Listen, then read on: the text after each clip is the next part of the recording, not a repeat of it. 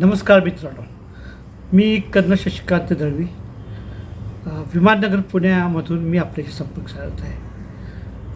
गेले 1.5-2 महिने पाण्याची टंचाई हळूहळू वाढत जाऊन आता तिचं अकराळ विक्राळ सुरू झालेलं आहे.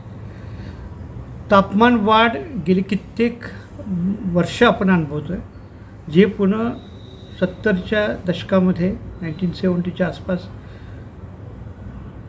नॉन फॅन स्टेशन होतं. आज AC शिवाय काम चालत नाही. पुण्यामध्ये आपण ह्या वर्षी देखील 40 डिग्रीच्या वर तापमान बरेच दिवस म्हणजे अनुभवलेलं आहे.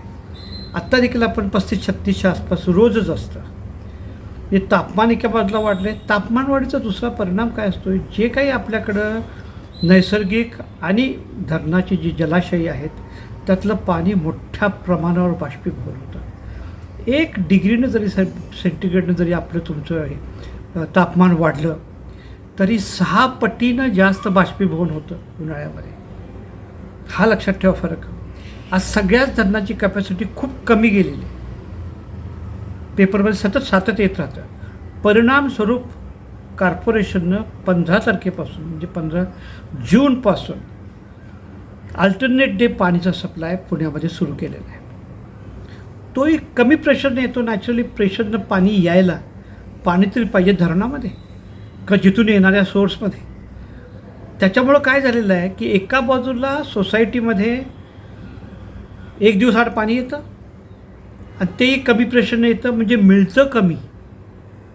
आणि उन्हाळ्या दिवसात पाण्याचा खर्च वाढतो. माणूस 2दा कधी आंघोळ करतो. चला गाड्या धुणं थांबलं, बागेला देखील पाणी घालायचं थांबव, तुम्ही काय करायचं करून बघितलं तरी पाणी हे कमी पडतं. पर्याय म्हणून माणूस म्हणतो त्याला आपण टँकरचं पाणी घेऊया. ज्या सोसायटीमध्ये 3 टँकर येत होते दिवसाला त्या ठिकाणी आता 5 ते 6 म्हणजे डबल नाही यायला लागले. ही छोट्या सोसायटीबद्दल बोलतो आहे. जिथं खूप मोठी 500 आणि 600 फ्लॅट्स आहेत तिथं तर तुम्ही बोलू नका. किती पाणी येतात, 25-30 टँकर्स रोजचे येतात, जे माझ्या ऐकिवातली बातमी ते आपल्याला सांगतो. म्हणजे कल्पना करा, एका बाजूला आपण हा खर्च करतो, परंतु उपाय आहे याच्यावर. म्हणजे माझा अनुभव सांगतो 2003 पासूनचा, की रूफटॉप रेन वॉटर हार्वेस्टिंग, जसं GRमध्ये सांगितलं आहे 2002च्या शिवकालीन पाणी साठवण नावाच्या, की रूफटॉप रेन वॉटर हार्वेस्टिंग करा. काय का पुण्यासारख्या किंवा कुठल्याही मोठ्या शहरामध्ये छतावर भरपूर पाणी पडतं, निसर्ग खूप पाणी देतो. आता पुण्यामध्ये आपल्याला प्रत्येक वर्षी 750 मिलीमीटर पाऊस पडतो. यावर्षी डेफिसिट मान्सून होणार म्हणून सांगितलं आहे, 10 ते 12% कमी पाऊस होईल.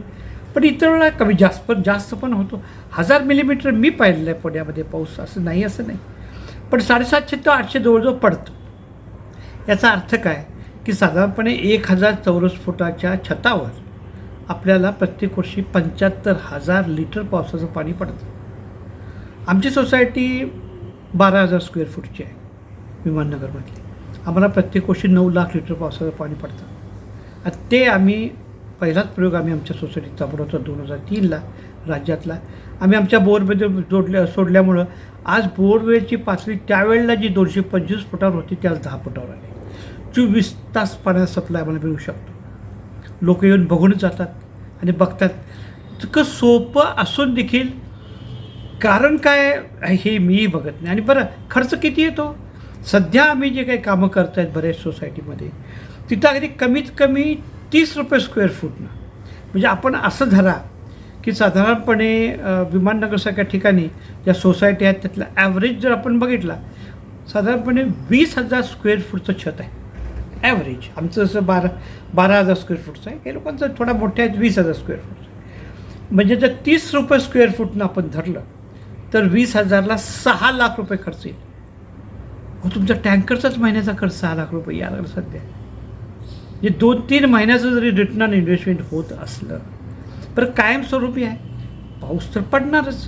पावसाळ्यात 80% पाऊस पडतो. इथं उरलेला 20% हिवाळी पाऊस, उन्हाळी पाऊस, वळवाचा पाऊस असं मिळून पण जेव्हा पाऊस पडतो, तुम्ही ही rooftop rain water harvesting system लावलेली असली तर ते सर्वच्या सर्व पाणी तुमच्या बोरला जातं. बोरची पातळी सतत वाढत राहते. बरं आहे, दुसऱ्या बाजूला जसं पाऊस पडायला लागला, जलाशये भरायला लागली, तर आपला कॉर्पोरेशनकडून देखील नॉर्मल दाबानं आपलं पाणी मिळायला लागतं. म्हणजे तशी पाण्याची संपत्ती आपल्याला कमी लागते. म्हणजे पाणी आपलं व्यवस्थित मिळतं, जेवढी गरज आहे तेवढी पाणी मिळतं. टँकरवरचा कमी होतो, म्हणजे टँकरचा वापर कमी होतो. काही काही ठिकाणी होतही असेल, मी त्याबद्दल बोलत नाही. आम्ही टँकर मुक्त आहोत 2003 पासून. का तर अगेन मी म्हणेन की आम्ही रूफटॉप रेन वॉटर प्रयोग राबवला. आपलं कळकळीची नम्र विनंती आहे, हा जागतिक तापमान वाढ, म्हणजे वृक्ष छाटणी, लोकसंख्या वाढ, पुण्याची लोकसंख्या 5 लाखावरून स्वातंत्र्याच्या काळामध्ये आत्ता 75 लाखावर आहे. कुठून पाणी आणणार? पाण्याची फॅक्टरी नाही. त्याच्यामुळे माझी आपल्याला मनापासून कळकळीनं नम्र विनंती करतो की छतावर पडणारं पावसाचं पाणी रूफटॉप रेन वॉटर हार्वेस्टिंगद्वारे आपल्या भूजलात सोडून द्या. कसलीही मदत लागली, कसलीही माहिती लागली या संदर्भात जरूर तुम्ही मला कॉन्टॅक्ट करू शकता. धन्यवाद. मित्रांनो, आमचा हा व्हिडिओ शेवटपर्यंत बघितल्याबद्दल धन्यवाद. तुम्हाला हा व्हिडिओ कसा वाटला हे खाली कॉमेंट बॉक्समध्ये आम्हाला नक्की कळवा. धन्यवाद. If you like the video, do like, comment, share and subscribe.